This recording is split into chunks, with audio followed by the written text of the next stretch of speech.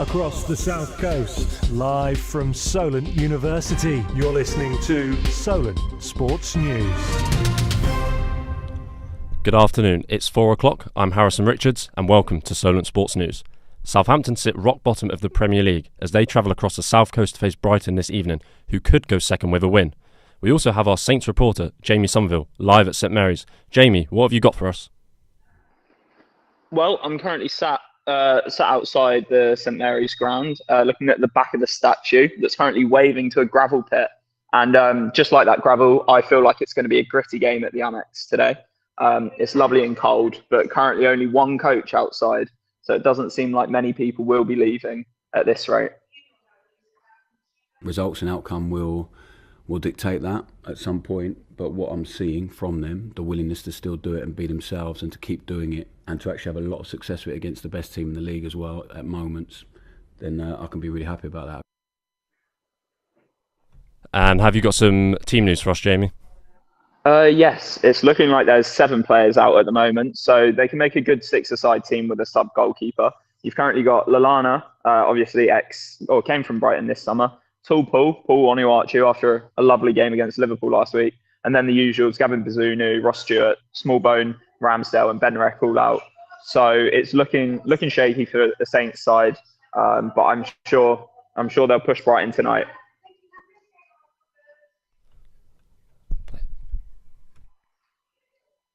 He's back!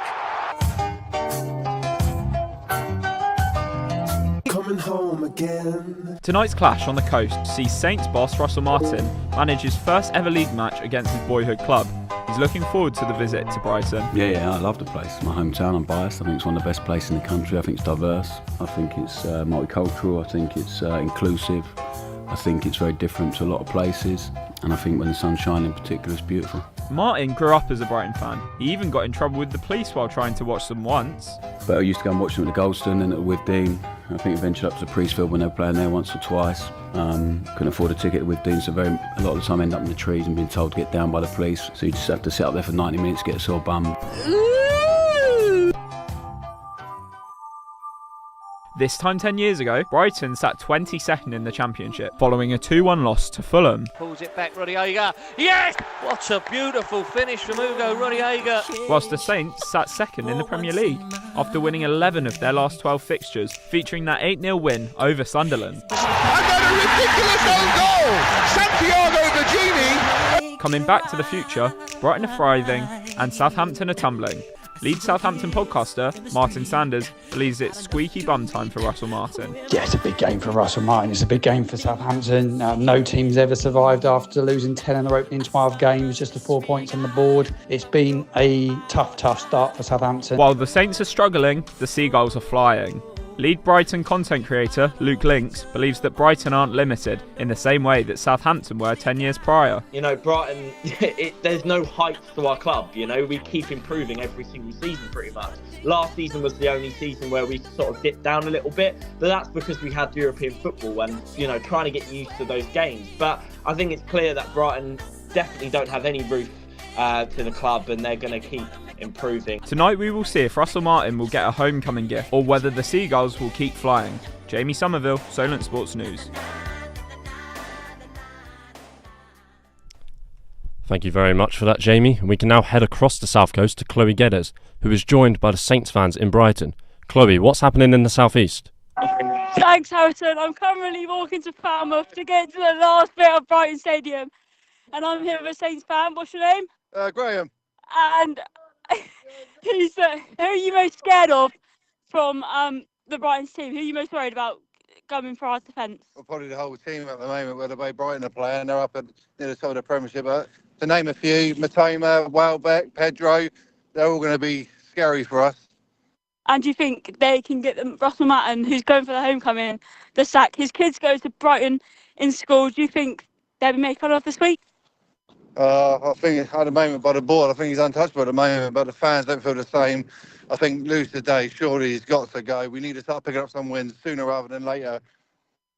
And what's the score position for today? I'm going to go, I'm not looking promising even though I'm down here.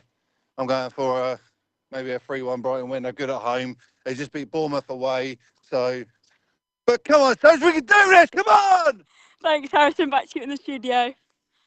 Thank you very much, Chloe, for that incredible insight. You've clearly been on the water.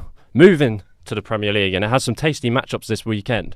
From South Coast scraps to top of the table battles, the best league in the world has it all. Jamie Olashinsky previews all the action.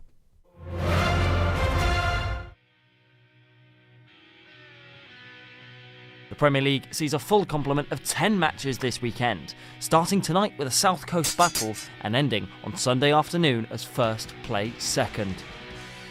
Brentford's Bees should be buoyant, having ended a run of 5 successive defeats last week, and they face managerless Leicester with Ruud van Nistelrooy set to take over at the Foxes. It's a battle of the birds with the Eagles hosting the Magpies. Crystal Palace are second bottom and winless in 3, with Newcastle just 1 point from the European places, and fresh from taking a point against Manchester United last week, Ipswich will jump on their tractors and travel to Nottingham Forest, a Premier League fixture again for the first time since 1994. Wolves are on the hunt for 3 wins on the spin, and that would condemn Bournemouth to 3 successive losses.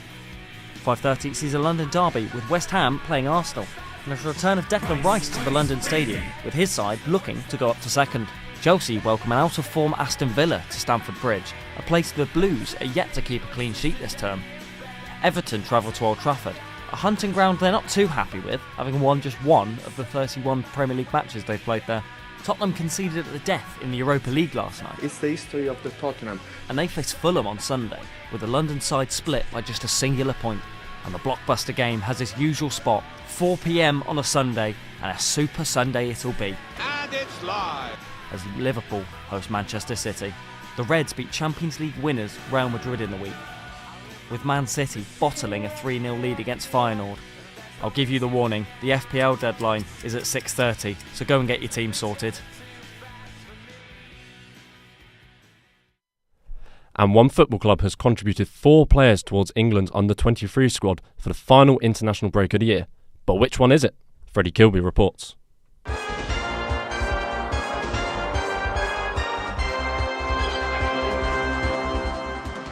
It's time for your £1 million question. Which football club is the most represented in England women's under-23 squad? Is it A, Arsenal, B, Chelsea, C, Manchester United, or D, Southampton? Is your answer locked in? Well, if you answered Arsenal, Chelsea or Manchester United, you would be wrong and going home empty-handed. Oh my God, no way! But if you've answered Southampton, well done, because you'd be a millionaire. I'll put the helipad over there. I'll put my Olympic-sized swimming pool over there. That's right, Southampton FC women have been busy producing young talent for the next generation of Lionesses. It's my turn to make history. Fran Stenson, Tara Bourne, Lucia Kendall and Megan Collett were all selected to represent England in the final international break of the year. And it could have even been 5 Saints in the squad if Kayla Rendell wasn't forced out of international duties due to injury. However, one specific Saint has captured the headlines, and of course it's one of their own. The cross, Collett arriving, and it has gone all the way in. And 5 minutes before half-time, Southampton take the lead. Megan Collett with the final touch. The reality of featuring regularly for Saints means a lot to Southampton Academy graduate Megan Collett and her family. I grew up in Southampton. I've always supported, have season tickets, and all my family supports Southampton as well, so it's special for me and my family. Her footballing pride will not stop there though, as she earned her first ever call-up to the England under-23s after a string of impressive performances in red and white. However, we shall see if manager Emma Coates decides to provide her with the opportunity to make her debut, or to leave her waiting until next year.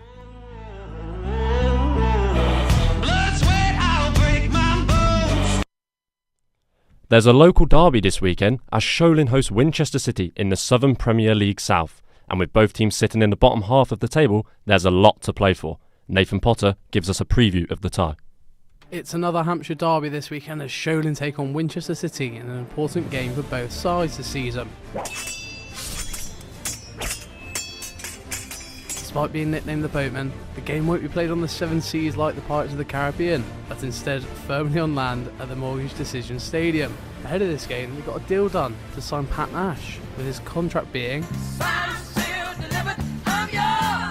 Scholler manager Paul Doswell believes it'll be a tough challenge, but one he's ready for. So to fill Ross's shoes, we wanted the right person to come in. We've watched this young man, Pat Nash, play over the last 18 months for Farnham. So when Ross had to make the decision to retire, it was a very simple process for me. It was get back on the phone to Tommy and Jamie at Aldershot. Felt that it gave Pat the ability to move up a level, which I think is always important in your loans to try and keep progressing. For Winchester, it will be their second Hampshire derby in consecutive weeks. They'll be looking to get back to winning ways after their defeat last week at home against Hamilton Waterlooville. Citizen midfielder Ollie Griggs says Scholler are a good side and expects a tough task. We're hoping we can go out there and give our best performance. In the past it's always been quite a big game with both clubs being quite local to each other, but we're hoping that we can go out there and give everything we got and put on a good performance. With both teams in the bottom half of the table, there's definitely a lot to play for. The Super League has returned and is well and truly underway. This time it's cricket and the Hampshire Hawks who got off to a flying start. Joey Rapley has more. This proposal for the Super League.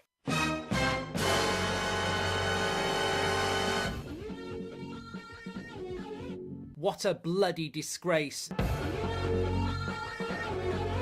I'm disgusted, absolutely disgusted. It's a disgrace. Man, the first time was so nice, I had to do it twice. Reload it! That's right, the Super League is back, and this time it's the turn of cricket. South Coast side Hampshire Hawks are off to Guyana where the Super League is being played, and last night they got off to the perfect start. Oh, that's it, he's done it. You little beauty. That was the moment that Liam Dawson secured Hampshire Hawks' first win of the tournament. Speaking just before the start of the tournament, coach Graham Welch said he's not just going to take part. Not just about getting experiences. I want to win this. I want to win the competition, and they say winning's a habit. And these lads hopefully can put some good performances in to represent Hampshire, but also England. On the pitch you hated. Despite Hampshire's winning start, some fans think they shouldn't be there in the first place. Why is it Hampshire that have been picked to be in this tournament when Gloucester were the champions of the T20 Blast? I feel as though it's been done purely based off the fact that they've just been taken over by a new rich company.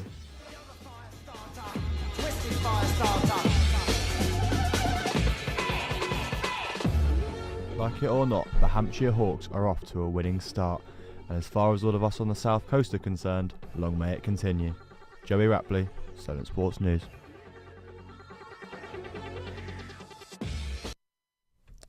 The F1 has made its way from the bright lights of Las Vegas to the Middle East of Qatar. And with the Constructors' Championship still hanging in the balance, we could see a cracking race. Nathan Rawlins takes a look with a helping hand from some animated friends.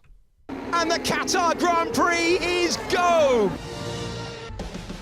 This weekend marks the start of the penultimate race of the 2024 F1 season, so start your engines because it's the Qatar Grand Prix. Despite the Drivers' Championship being wrapped up last weekend by certain Max Verstappen.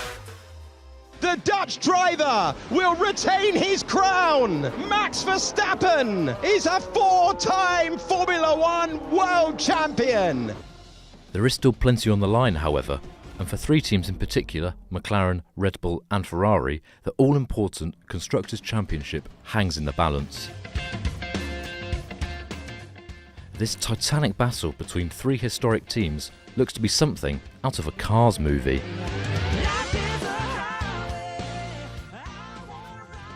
It's a three-horse race for the team's title, with leaders McLaren, second place Ferrari and third place Red Bull all within a shout of getting their hands on the trophy.